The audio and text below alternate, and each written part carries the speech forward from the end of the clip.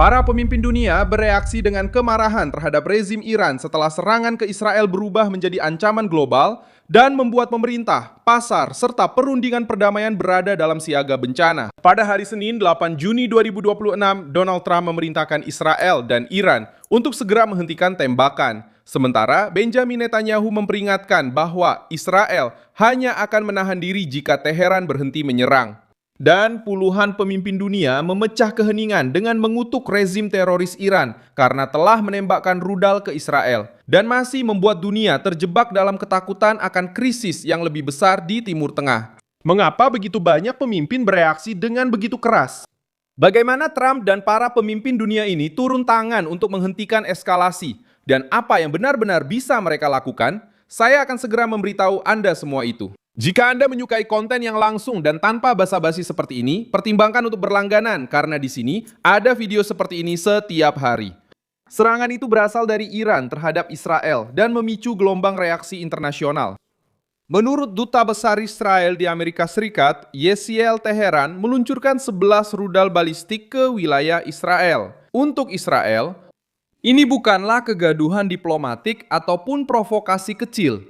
Itu adalah tindakan langsung dari rezim Iran terhadap negara sekutu Amerika Serikat di tengah situasi yang sudah memanas akibat serangan yang melibatkan Hizbullah, Lebanon, fasilitas militer, dan negosiasi yang rapuh. Trump mengambil tindakan dengan perintah yang jelas karena dia tahu bahwa Iran sedang berusaha mengubah serangan itu menjadi tekanan global. Presiden Amerika mengatakan bahwa Israel dan Iran menginginkan gencatan senjata segera dan menyatakan bahwa negosiasi perdamaian terakhir sedang berlangsung. Pada saat yang sama, dia menegaskan bahwa blokade terhadap Iran tetap berlanjut sampai tercapai kesepakatan akhir. Penjelasannya sederhana. Netanyahu menjawab dengan nada yang dipahami oleh Teheran. Perdana Menteri Israel menyatakan bahwa Israel telah menyerang rezim teroris di Teheran, mengatakan bahwa serangan telah berhasil dikendalikan, dan memperingatkan bahwa setiap serangan baru dari Iran akan mendapat balasan yang keras. Israel tidak mundur karena takut. Israel menahan respons karena Trump memberikan tekanan langsung untuk mencegah krisis ini berubah menjadi perang terbuka. Perbedaannya adalah Netanyahu menegaskan bahwa kesabaran ada batasnya, dan tembakan berikutnya bisa sangat mahal bagi Iran. Yesiel Leiter juga menegaskan kembali bahwa Israel mulai menargetkan lokasi peluncuran rudal permukaan yang digunakan oleh Iran. Israel sedang berusaha menghancurkan infrastruktur yang memungkinkan serangan baru dengan memotong kemampuan rezim sebelum rudal-rudal baru diluncurkan. Sasarannya adalah mesin yang mengubah fanatisme politik menjadi ancaman militer terhadap warga sipil Israel. Uni Eropa juga tidak hanya berpidato, tetapi telah menjatuhkan sanksi terhadap warga Iran yang terkait dengan pembatasan lalu lintas laut di Selat Hormuz. Kaja Kallas, kepala diplomasi Eropa, mengatakan bahwa tindakan Iran tidak dapat diterima. Brussels menghukum 2 warga Iran dan 1 unit angkatan laut Garda Revolusi. Disinilah rezim Iran mulai merasakan biaya nyata dari eskalasi tersebut. Ketika Teheran mengancam laut, itu menakut-nakuti perdagangan, energi, dan keamanan internasional. Maka responnya tidak lagi hanya militer, tetapi juga menjadi ekonomi. Inggris ikut siaga karena krisis ini sudah memengaruhi orang-orang yang jauh dari Timur Tengah. Keir Starmer meminta segera kembali ke gencatan senjata dan menyatakan bahwa konflik ini berdampak pada seluruh dunia, termasuk Inggris. Yvette Cooper juga menuntut deeskalasi segera dan mengatakan bahwa dimulainya kembali konflik antara Iran dan Israel tidak menguntungkan siapapun. Pesan dari Inggris menunjukkan bahwa serangan Iran tidak hanya terbatas pada wilayah regional. Spanyol mengutuk runtuhnya gencatan senjata dan Jose Manuel Alvarez menyatakan bahwa kembali pada kekerasan hanya akan membawa lebih banyak penderitaan. Kanada mengikuti langkah yang sama dengan Anita Nandi menegaskan bahwa jalur diplomasi adalah jalan menuju perdamaian abadi, stabilitas regional, dan keamanan global.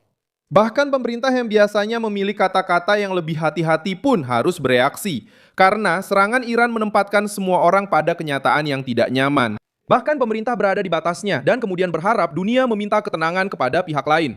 Qatar mencoba bertindak sebagai jalur deeskalasi dan menyatakan dukungan terhadap upaya untuk menahan eskalasi, serta mencari kesepakatan yang lebih luas untuk kawasan tersebut.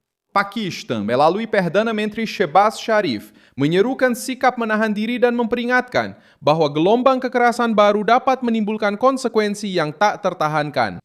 Bahkan pemerintah yang mencari dialog pun memahami bahwa Iran sedang bermain api.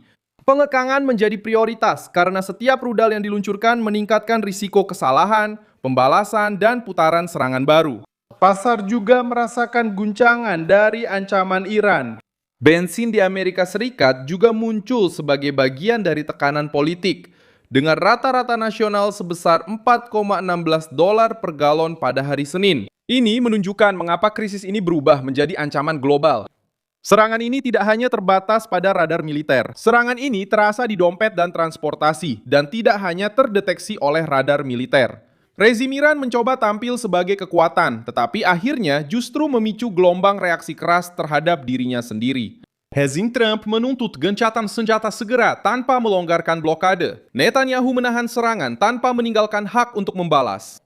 Later mengekang sebelas rudal balistik tersebut. Kaja Kalas mengubah ancaman itu menjadi sanksi Eropa. Kaja Kalas, Starmer, dan Cooper memperingatkan dampak globalnya. Al-Albares, Anand, Qatar, dan Pakistan memperingatkan untuk segera bertindak guna menahan ledakan sebelum rezim Iran menyeret kawasan ke dalam krisis yang lebih besar. Sekarang langkah selanjutnya ada di tangan Teheran. Jika rezim menerima pengekangan, Trump akan mencoba mendorong negosiasi akhir dan mempertahankan tekanan hingga tercapai kesepakatan nyata. Jika rezim bersikeras melakukan serangan baru, Israel sudah memperingatkan akan merespons dengan kekuatan. Dan Uni Eropa menunjukkan bahwa mereka bisa memperluas sanksi. Iran tidak berhasil keluar dari insiden ini sebagai korban. Iran keluar sebagai pelaku ancaman, menjadi fokus tekanan, dan rezim yang membuat para pemimpin dunia waspada setelah menyerang Israel. Krisis masih berlanjut karena gencatan senjata bergantung pada perilaku, bukan pada retorika. Saya Milson Alves Global, seorang internasionalis, dan tujuan saya adalah membuat Anda tetap mendapat informasi yang benar setiap hari. Tautan berita ada di deskripsi video. Beri like pada video ini, subscribe ke channel ini, dan di akhir jangan lupa cek komentar agar kamu semakin update. Jangan lupa like dan subscribe channel ini. Para você ficar ainda mais bem engajado com a comunidade Milson Alves.